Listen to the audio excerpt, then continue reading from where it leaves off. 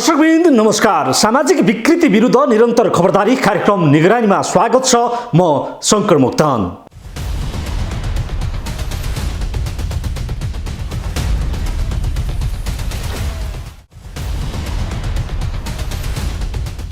दर्शकवृन्द, वडा सरकार संघीय सरकारको खास प्रतिनिधि हो, जो जनताको घरदैलको सरकार हो।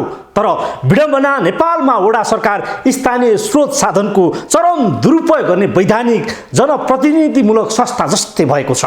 यस्तै भएको छ चन्द्रगिरी नगरपालिका वडा नम्बर 8 मा पनि। वडा नम्बर 8 का वडाध्यक्ष सन्तोष खड्काले पदको दुरुपयोग गरेर 4 वर्षमा करोडपति भएका छन्। सार्वजनिक जमिन र खोला हडपेर प्लटिङको कारखाना चलाएका छन्।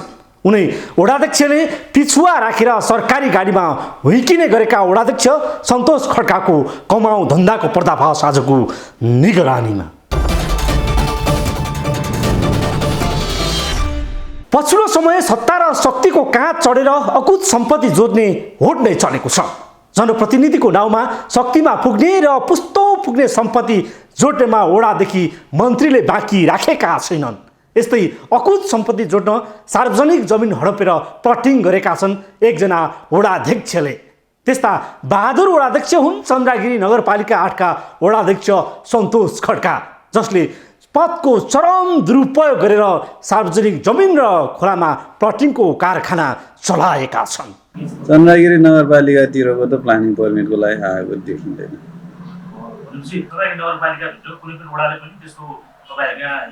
यो पछिल्लो 1 वर्षको डाटामा हेरेर त देखिँदैन। छैन, त्यो चाहिँ छैन। काठमाडौँको चन्द्रगिरी नगरपालिका क्षेत्रमा अनाधिकृत रूपमा जग्गा प्लटिङको काम भइरहेको छ। विशेष गरी चन्द्रगिरी नगरपालिकाको वडा नम्बर 8 क्षेत्रमा तपाई पुग्नुभयो भने जताततै जग्गा प्लटिङ भएको दृश्य देख्नुहुनेछ। तपाईको पहिलो नजरमा पर्ने यो जमिन खण्डीकरणको धन्दा भने अनाधिकृत हो। सरकारले खेतीयोग्य जग्गाको कित्ता काटमा रोक लगाइए पनि वडाध्यक्षबाट नै कृषि योग्य जमिन मासेर प्लटिङको धन्दा चलिरहेको छ। यहाँका वडाध्यक्षको योजनामा जग्गा खण्डीकरण रोकिएकै छैन। यस क्षेत्रको खेतीयोग्य जमिन त मासिएको छ नै, यसैमा पनि यो वडाध्यक्षको मिलेमतोमा सार्वजनिक जग्गा र खोलाको जग्गा समेत मिचेको छ। सरकारी जग्गासँगै प्राकृतिक रूपमा बगिरहेको खोला समेत मिचेर प्लटिङ गरिएको छ। यो चन्द्रगिरी नगरपालिकाको वडा 8 स्थित सेती देवी मन्दिर ठाउँमा रहेको कित्ता नम्बर 11, 13, 79 मा 7 रोपनी 10 आनामा गरिएको प्लटिङ हो। यो अवैध र अनाधिकृत रूपमा व्यक्तिले गरिएको प्लटिङ हो। सार्वजनिक वन समेत मासेर जग्गा प्लटिङ गरेका छन्। यो प्लटिङमा तलबाट खोला मिचेरै यसरी पर्खाल लगाइएको छ। यो प्लटिङ गर्ने व्यक्तिहरू चाहिँ लुछेलाल महर्जन र लक्ष्मी नारायण महर्जन हुन्। उनलाई यो प्लटिङ गर्न वडाध्यक्ष सन्तोष खड्काले अनुमति दिएका हुन्। उनै वडाध्यक्षको आशीर्वादमा उनीहरूले लाखौंको प्लटिङ गरेका हुन्। यो दृश्य चन्द्रगिरी नगरपालिकाको वडा नम्बर 8 कै ढाक्सी धारा भन्ने ठाउँको हो। यहाँ पनि 2 रोपनी क्षेत्रफलमा प्लटिङ भइरहेको छ। यो प्लटिङमा पनि खोला मासेरै प्लटिङ गरेका छन्। यो खण्डको प्लटिङमा वडा नम्बर 8 का वडाध्यक्ष सन्तोष खड्का आफैले लगानी गरेका छन्। तर उनले आफ्नै सालो विनोद पन्त खत्री मार्फत प्लटिङको खेलोमेलो गर्दै आएका छन्। यो अर्को दृश्य हेर्नुहोस्। विमला लम्सालको नाममा रहेको यो जग्गा पनि उनै वडा नम्बर 8 का वडाध्यक्ष सन्तोष खड्काकै मिलेमतोमा उनकै नजिकका साथीहरूले यस प्लटिङमा लगानी गरेका छन्। कित्ता नम्बर 117, 118, 119, 209, 210, 172 र 171 कित्ताको गरी 5 रोपनी क्षेत्रफलमा रहेको छ। यो जग्गा पनि खोला मिचेरै यसरी पर्खाल लगाइएको छ। यस्तै अर्को प्लटिङ हेर्नुहोस्। जंगलको छेउमा 5 रोपनी क्षेत्रफलमा गरिएको प्लटिङवाला हुन् भोजराज कणेल। चारैतिर प्लटिङ, बीचमा 2.5 तले घर। तपाईलाई लाग्न सक्छ बीचमा रहेको घर कसको होला? यो घर उनै वडा अध्यक्ष सन्तोष खड्काको हो। यहीबाट स्पष्ट हुन्छ कि चन्द्रागिरी क्षेत्रमा अवैध प्लटिङको धन्दा कसरी चलिरहेको छ भन्ने कुरा। तस्बिर आफै बोल्छ। चारैतिर अवैध प्लटिङ, बीचमा वडा अध्यक्षको घर। यो घर वरिपरिको प्लटिङ किनबेच भइसकेको छ, किताकाट भएरै वडा अध्यक्षको सिफारिसमा। यो सँगै घर अगाडिको सडकसँगै जोडिएको 7 रोपनी जग्गाको प्लटिङ पनि हेरौँ। जग्गा धनी हुन् तीर्थ खनिया र प्लटिङवाला हुन् सागर श्रेष्ठ। यसमा घडेरी किनबेच हुन बाँकी छ। यति मात्र होइन, भ्याली रिसोर्टसँगै जोडिएको 108, 109, 110, 111 नम्बर कित्ताको जग्गामा समेत प्लटिङ भएको छ।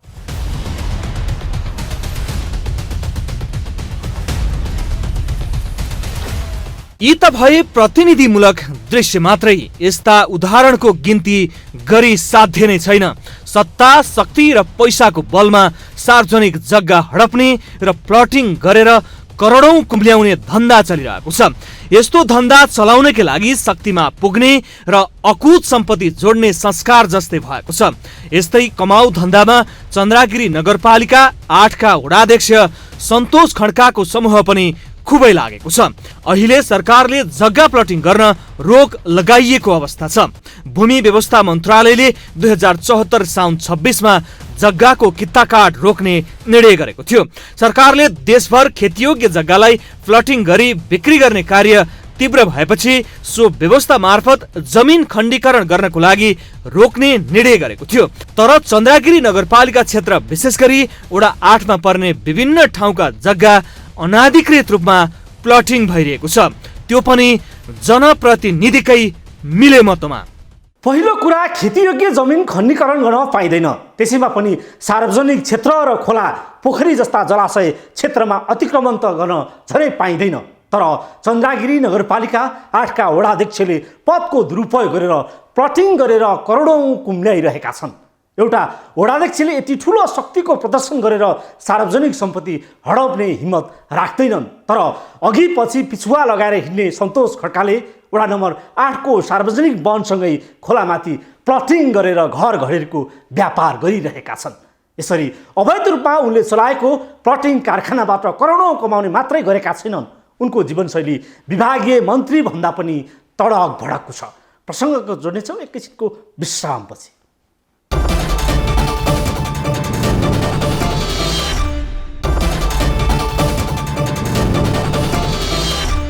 वडाध्यक्षको रवाब, विलासी जीवन यति समझ छ कि एकजना वडाध्यक्षको सम्पत्ति कति होला, उनको तलब कति होला, उनको जीवनशैली कस्तो होला, यीबारे आम जनतामा जिज्ञासा उठ्नु र लाग्नु स्वाभाविक पनि हो। तर हाम्रो एकजना वडाध्यक्ष जसको सम्पत्ति र जीवन शैलीबारे तपाईँले सुन्नुभयो भने तपाईँलाई पत्यार नलाग्न पनि सक्छ, तर सत्य यही हो।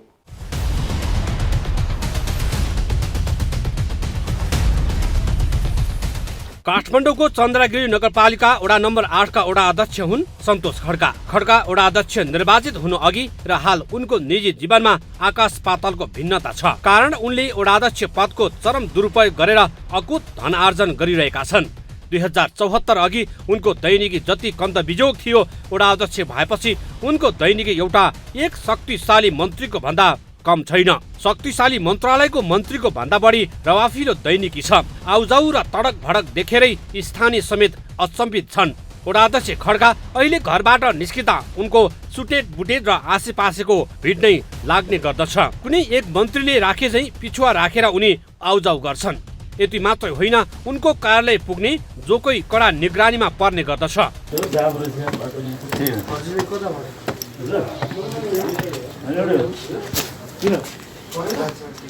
कार्ड चाहिँ ल्याउनु पऱ्यो किन तिमीको को गरौँ कस्तो गर्नु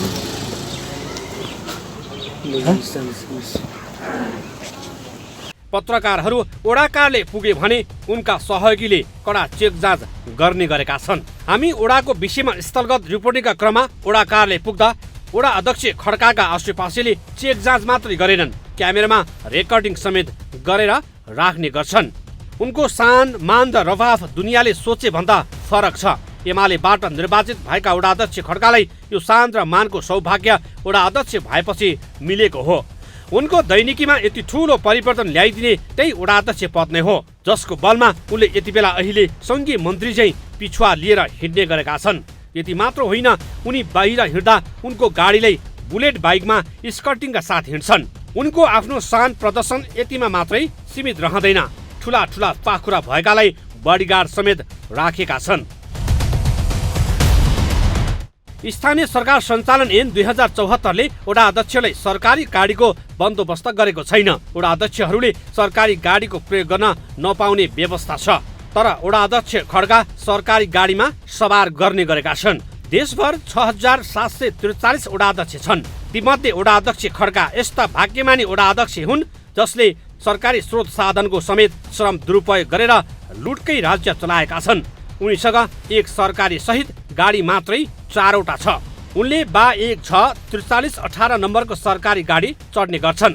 त्यस्तै निसान कम्पनीको कोरोला कार 1वटा, बा 14-72-76 नम्बरको मारुति सुजुकी कम्पनीको स्विफ्ट गाडी र हालसालै मात्रै उनले किया कम्पनीको नयाँ मोडलको प्रदेश 3-01-024-9732 नम्बरको गाडी चढ्ने गर्छन्। त्यो पनि महँगो खालको।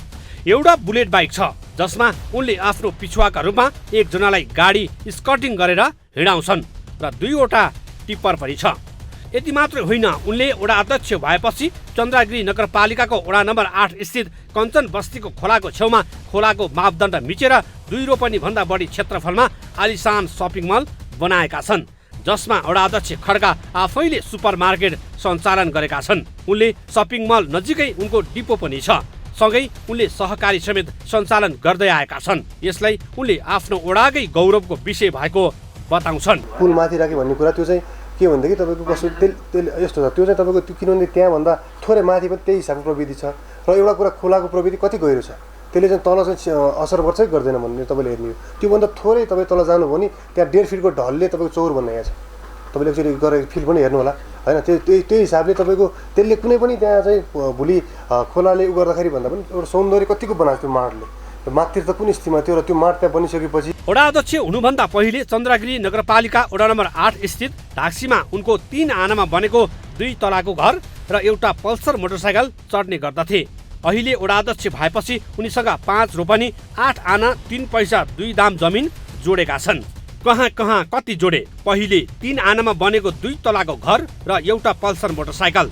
अहिले मिति 2074 फागुन 25 गते मातहतुता 9 कमा किता नम्बर 318 को 8 आना, सोही मितिमा किता नम्बर 316 को 12 आना 3 पैसा र सोही मितिमा किता नम्बर 315 को 12 आना 3 पैसा जग्गा जोडेका छन्। मिति 2076 असार 24 गते मातहतुता 5 क 8 को किता नम्बर 643 को 2 रोपनी 1 आना, सोही मितिमा किता नम्बर 643 को 14 आना 2 पैसा। मिति 2077 फागुन 18 गते मातातीर्थ मल एन्ड मार्ट प्रणालीको नाममा मातातीर्थ 9 कमा रहेको किता नम्बर 566 नम्बरको 7 आना 3 पैसा 2 दाम गरी 5 रोपनी 8 आना 3 पैसा 2 दाम जग्गा जोडेका छन्।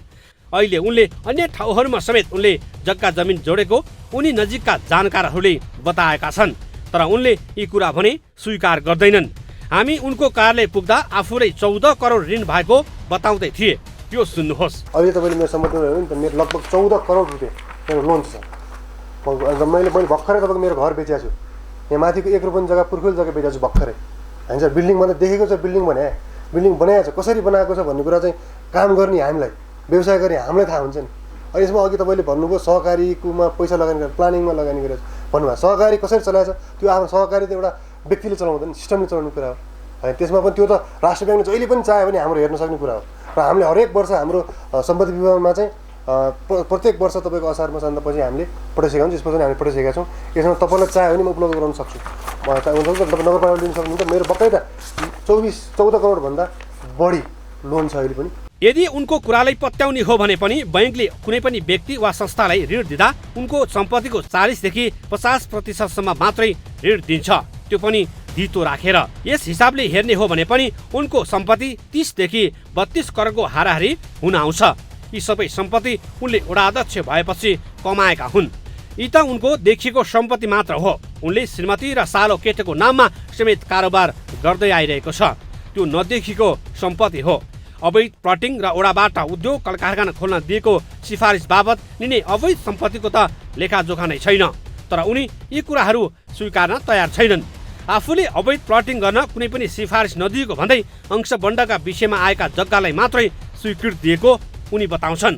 प्लानिङ गर्नलाई तपाईँको सर्वप्रथम त नगरपालिका स्वीकृत भन्छौँ।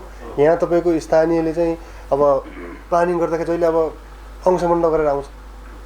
अंशबन्ड गरेर आइसकेपछि दुईजना छोरा उसकोमा आइसकेपछि हामी नदिनु कसरी होइन। यदि तपाईँको त्यो हिसाबले हेऱ्यो भने अब जस्तै हामीलाई थाहा भएको कुरा हामीले खबर गरिदिन्छौँ, पुलिस जान्छ, पुलिस समातेर जान्छ, नगरपालिकामा चाबी बुझाइदिन्छ हुन्छ। अब प्लानिङ अब सुन्नु एउटा कुरा के हुन्छ, यहीँको स्थानीयवासी हुन्छ, यहीँको स्थानीयवासीको मान्छेको जग्गा हुन्छ, प्लानिङ गर्ने बाहिरको हुन्छ। हामीले यदि सिफारिस दिनु भने यो जग्गा यहाँको स्थानीय मान्छे आएर हामीलाई लम्पसार पर्छ।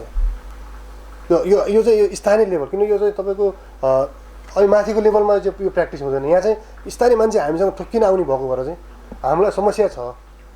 देखेका छौँ प्लानिङ किनभने तपाईँ अब 1 रुपियाँ जग्गा हुन्छ, 3टा किताब पारे हुन्छ, बाटो हाल्दै हुन्छ। अब त्यसमा तपाईँको चाहिँ अब दिएन हेर्नु, 3टा छोरालाई अंशबन्ड संविधानले दिएको छ, अंशबन्ड गर्यो ओके। एउटा कुरा अंशबन्ड चाहियो भने दिनु परिहाल्यो। स्थानीय सरकार सञ्चालन ऐन 2074ले वडा अध्यक्षहरूको तहगत व्यवस्था गरेको छ। महानगरपालिका, उपमहानगरपालिका, नगरपालिका, गाउँपालिकामा भिन्न भिन्नै तलब सुविधाको व्यवस्था छ। महानगरपालिका वडा अध्यक्षको मासिक तलब 30,000 रुपियाँ तोकिएको छ।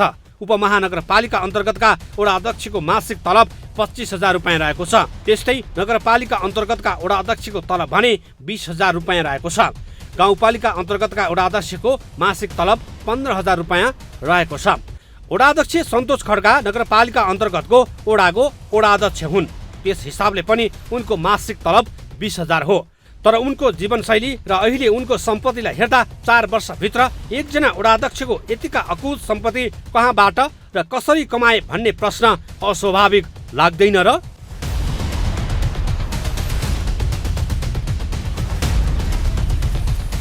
स्थानीय सरकारलाई जनताको घरदैलोको सरकारको रूपमा हेरिएको छ। सिंहदरबारको पहुँचमा नपुग्ने जनताको लागि राज्य भएको अनुभूति दिने दायित्व र कर्तव्य हो स्थानीय सरकारको। तर विडम्बना सन्तोष खड्का जस्ता वडाध्यक्षले आर्जन गरेको अकुत सम्पत्तिको तथ्यगत विवरणले दुनियाँलाई एकपटक झस्काएको हुनुपर्छ। जनताको लागि भन्दै गरिएको बलिदान र त्यागको लाभ आज सन्तोष खड्का जस्ता वडाध्यक्षले अकुत सम्पत्ति जोड्ने वैधानिक बाटो यदि हो भने त्यो निकै महँगो प्रश्न हुनेछ। प्रसङ्ग जोड्नेछौँ एकैछिनको विश्रामपछि।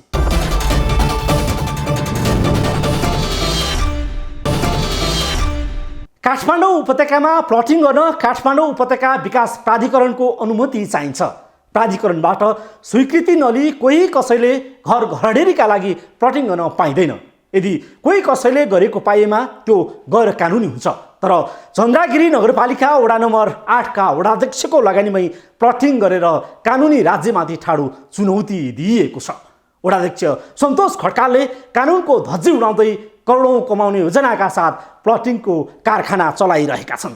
शक्ति र सत्ताको चरम दुरुपयोग गरेर पुस्तौँ पुग्ने सम्पत्ति जोड्ने उनको योजना निरन्तर चलिरहेको छ। काठमाडौँ उपत्यकामा कहीँ कतै प्लटिङ गर्नु परे काठमाडौँ उपत्यका विकास प्राधिकरणबाट स्वीकृति लिनुपर्छ। तर प्राधिकरणले मात्रै स्वीकृति दिन सक्छ, न कि स्थानीय तह नगरपालिका र वडा कार्यालयले स्वीकृति दिनै पाउँदैन। तर चन्द्रागिरी नगरपालिका क्षेत्रमा भने अनाधिकृत रूपमा धमाधम जग्गा प्लटिङ भइरहेको छ। सरकारले कृषियोग्य जमिन कुनै प्रकारले खण्डीकरण गरी घरेरीका रूपमा बिक्री वितरण नगर्न निर्देशन दिए पनि स्थानीय जनप्रतिनिधिहरूकै मिलेमतोमा सार्वजनिक जग्गा र खोला समेत मासेर जग्गा प्लटिङको धन्दा मौलाउँदो छ। चन्द्रागिरी नगरपालिका क्षेत्रमा भएका अधिकांश प्लटिङ अवैध र अनाधिकृत रूपमा प्लटिङ गरिरहेका छन्। यिनीहरूले एक त विकास प्राधिकरणबाट स्वीकृति लिएको छैन भने मापदण्ड पालना समेत पालना गरेको छैन। यता नगरपालिकाका मेयर घनश्याम गिरीले भने हामीलाई समय नै दिन चाहेनन्। सोमबार हामी बलम्बु स्थित नगरपालिकाको कार्यालयमा बोलाएर अन्तिममा क्यामेरामा बोल्न मानेनन्। जानकारहरूले चन्द्रागिरी नगरपालिका क्षेत्रमा अवैध प्लटिङ मनाउनुमा उनको समेत हात रहेको बताउँदै आएका छन्। यता काठमाडौँ उपत्यका विकास प्राधिकरणले पनि चन्द्रागिरी नगरपालिका क्षेत्रमा भइरहेको प्लटिङबारे प्राधिकरणमा कुनै स्वीकृतिको लागि पत्र नआएको बताएको छ। चन्द्रागिरी नगरपालिकातिरको त प्लानिङ पर्मिटको लागि आएको देखिँदैन।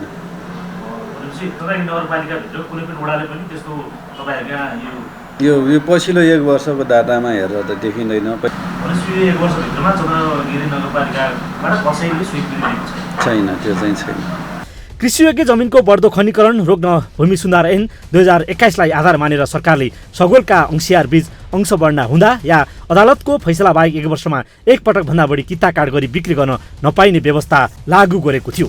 काठमाडौँ उपत्यका विकास प्राधिकरण नियमावली 2068 को परिच्छेद 3 को 2 नम्बर बुदामा निर्देशित जग्गा विकास कार्यक्रम लागू नगरेको ठाउँमा 4 किल्ला खोली निर्देशित जग्गा विकास कार्यक्रम लागू गराई पाऊँ भनी जग्गा धनी वा मोहीहरूले प्राधिकरणमा निवेदन दिएमा प्राधिकरणले कम्तीमा 50 परिवार बसोबास हुन सक्ने लेखेमा निर्देशित जग्गा विकास कार्यक्रम लागू गर्न सक्नेछ भन्ने उल्लेख छ।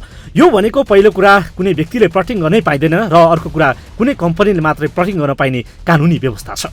त्यो पनि सरकारले तोकेको सबै मापदण्ड पूरा गरेको खण्डमा मात्रै प्लटिङ गर्न पाइन्छ। तर चन्द्रागिरी नगरपालिकाको वडा नम्बर 8 को क्षेत्रमा भएका प्लटिङ अवैध र अनाधिकृत रूपमा मात्रै छैनन्, प्राकृतिक सौन्दर्य समेतलाई कुरूप पार्ने काम भएको छ। त्यस्तै काठमाडौँ उपत्यका विकास प्राधिकरण नियमावली 2068 को परिच्छेद 3 मा जग्गा विकास कार्यक्रम आयोजनाको सञ्चालन सम्बन्धी व्यवस्था छ, जसको बुदा नम्बर 10 मा प्लटिङ गर्दा हुनुपर्ने मापदण्डको व्यवस्था गरेको छ। जग्गा एकीकरण कार्यक्रम सञ्चालन गर्दा प्राधिकरणले उपभोक्ता समितिसँग सल्लाह गरी आयोजना क्षेत्रमा सडक, ढल, खुला क्षेत्र, खानेपानी, बिजुली लगायतका अन्य सेवा सुविधा उपलब्ध गराउन आयोजनाभित्र रहेका जग्गाको प्रचलित मोल र साबिकको बाटो लगायतका अन्य सुविधा समेतको आधार जग्गा धनी वा मोहीको के कति क्षेत्रफल जग्गा छुट्याउनु पर्ने हो यो सो एकिन गरी जग्गा छुट्याउनु पर्नेछ भनिएको छ। तर चन्द्रागिरी नगर क्षेत्रमा भएको प्लटिङहरूले यी मापदण्ड कसैले नि पालना गरेको छैन। यी त व्यक्तिले प्लटिङ गरिरहेको छ।